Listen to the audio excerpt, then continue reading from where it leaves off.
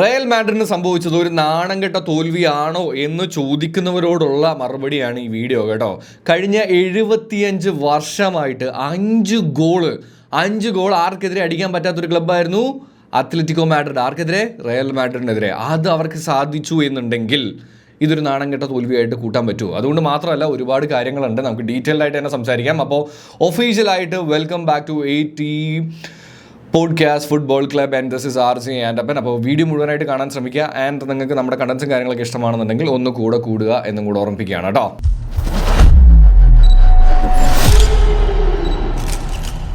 Yes, അപ്പം ഞാൻ നേരത്തെ പറഞ്ഞതുപോലെ തന്നെ കഴിഞ്ഞ 75 വർഷങ്ങൾക്ക് ഇടയിൽ ഇതാദ്യമായിട്ടാണ് റയൽ മാഡ്രിഡിനെതിരെ അത്ലറ്റിക്കോ മാഡ്രിഡിന് ഒരു ഡെർബിയിൽ 5 ഗോൾ സ്കോർ ചെയ്യാനായിട്ട് പറ്റുന്നത്.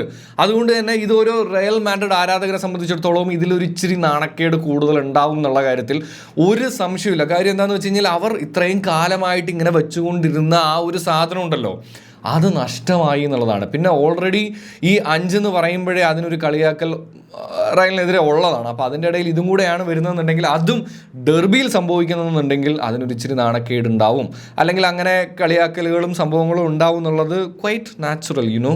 അതങ്ങനെയായിട്ട് മാത്രം കണ്ടാൽ മതി എന്നുള്ളതാണ് എനിക്ക് തോന്നുന്നത്. പിന്നെ ലാസ്റ്റിലെ 4 മത്സരങ്ങളിൽ റയലിനെ സംബന്ധിച്ചിടത്തോളം 4 തോൽവിയാണ്. കാരണം കഴിഞ്ഞതും 4 എന്തായിരുന്നു, ഡ്രോയും, 3 ഡ്രോയും കാര്യങ്ങളൊക്കെ ആയിട്ട് പോവുമായിരുന്നു എന്നുണ്ടെങ്കിലും മെട്രോപൊളിറ്റാനോ എന്ന് പറയുന്നത് റയൽ മാഡ്രിഡിനെ സംബന്ധിച്ചിടത്തോളം അത്ര ലക്കി ആയിട്ടുള്ളൊരു പ്ലേസ് അല്ല എന്നുള്ളതാണ് കേട്ടോ ഇപ്പോഴത്തെ ലാസ്റ്റ് 7 മത്സരങ്ങൾ കാണിക്കുന്നത്. കാര്യം 2022-23 സീസണിലല്ലാതെ കഴിഞ്ഞ 7 മത്സരങ്ങളിൽ അവർ മെട്രോപൊളിറ്റാനോയിൽ പോയപ്പോഴൊരിക്കലും അവർക്ക് ആരെ തോൽപ്പിക്കാനായിട്ട് പറ്റിയിട്ടില്ല.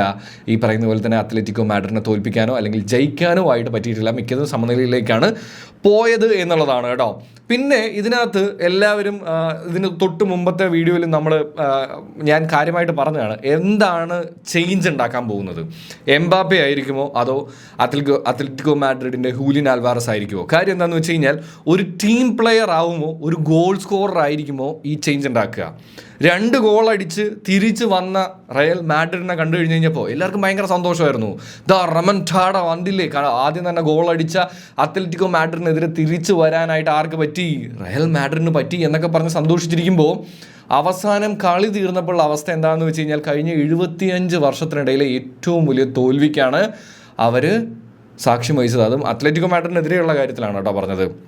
അതുകൊണ്ട് തന്നെ അവർക്കിതൊരു വല്ലാത്തൊരു സങ്കടം തന്നെയാണ്. പിന്നെ ഞാൻ ഈ പറഞ്ഞതുപോലെ എന്തുകൊണ്ടാണ് അതിനൊരു കുറച്ചും കൂടെ കളിയാക്കലുകൾ വരുന്നതെന്ന് ചോദിച്ചു കഴിഞ്ഞാൽ, അന്റോണിയോ ഗ്രീസ്മാൻ കഴിഞ്ഞ 22 മത്സരങ്ങളായിട്ട് ഒരു ഗോൾ പോലും സ്കോർ ചെയ്യാൻ പറ്റാതെ നിൽക്കുന്ന മനുഷ്യൻ വന്ന് ആ 75 വർഷത്തെ ആ ഒരു കേഴ്സ് ഉണ്ടല്ലോ അതങ്ങോട്ട് ബ്രേക്ക് ചെയ്യുകയാണ്.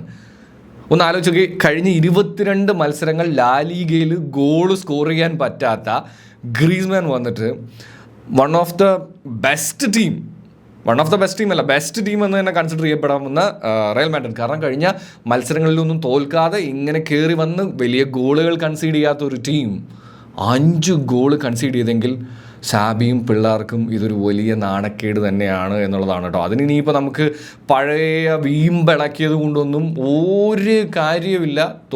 തോൽവി തന്നെയാണ് ഇഷ്ടം എന്നുള്ളതാണ്. അപ്പോൾ അതിനകത്ത് അത് അക്സെപ്റ്റ് ചെയ്യുക എന്നുള്ളതല്ലാതെ നമുക്ക് വേറെ കാര്യങ്ങളൊന്നുമില്ല. ഇതുകൊണ്ട് ലാലിഗയിൽ നിന്നും ലാലിഗ അടിക്കാതിരിക്കാൻ മാത്രമുള്ള സംഭവങ്ങളുണ്ടോ എന്നൊക്കെ ചോദിച്ചു കഴിഞ്ഞാൽ ഇല്ല. പക്ഷേ എവിടെയാണ് ഇതൊരു പ്രശ്നം വരുന്നതെന്ന് ചോദിച്ചു കഴിഞ്ഞാൽ, ഇനി ഒരിക്കലും റയൽ പ്ലേയേഴ്സിനെ സംബന്ധിച്ചിടത്തോളം, ഫാൻസിനെ സംബന്ധിച്ചിടത്തോളം പരിക്ക്, കോച്ചിൻ്റെ ടാക്ടിക്സ് ഇല്ലായ്മ, അത് എന്ന് പറഞ്ഞ് കഴിഞ്ഞ സീസണിൽ ഇറക്കിയ കഥകളൊന്നും ഇറക്കാൻ പറ്റില്ല. കാരണം പരിക്കിൽ നിന്നും എല്ലാവരും മാറി തിരിച്ചു വരുന്നു, നല്ലൊരു കോച്ചിനെ കൊണ്ടുവരുന്നു, ടാക്ടിക്കലായിട്ട് അവർ മുന്നോട്ട് വരുന്നു, ആൻഡ് പല കാര്യങ്ങളിലും മുന്നോട്ട് വന്നു എന്ന് നമ്മളെ വിശ്വസിപ്പിച്ചിരുന്നൊരു റയൽ മാഡ്രിഡ് ഉണ്ട്. അവർ ഒരു ടൈറ്റ് കോമ്പറ്റീഷൻ വന്നപ്പോൾ പൊട്ടിപ്പൊളിഞ്ഞു പോയി. അപ്പോൾ അത് വീണ്ടും ഒരു വലിയ ചോദ്യമായിട്ട് നിൽക്കുകയാണ്. എന്തായാലും ഇന്നലത്തെ മത്സരത്തെക്കുറിച്ച് നിങ്ങൾക്ക് പലതരത്തിലുള്ള അഭിപ്രായങ്ങളായിരിക്കാം. എന്ത് തന്നെയാണെന്നുണ്ടെങ്കിലും എന്താണ് നിങ്ങൾക്ക് തോന്നിയത്? ആരായിരുന്നു ഇന്നലത്തെ മത്സരത്തിൽ തോൽവിക്കുള്ള ഒരു പ്രധാന കാരണം? എല്ലാവരും ഡിഫൻസിൻ്റെ തലയിൽ ചാരുന്നുണ്ടെങ്കിലും അത്രയും ഡിഫൻസിൻ്റെ സൈഡിൽ നിന്ന് മാത്രമാണ് പ്രശ്നം എന്ന് പേഴ്സണലി എനിക്ക് തോന്നിയില്ല.